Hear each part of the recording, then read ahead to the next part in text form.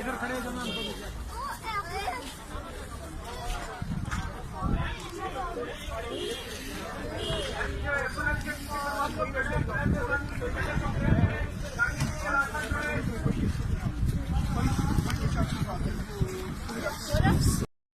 आ जाओ बच्चों आ जाओ।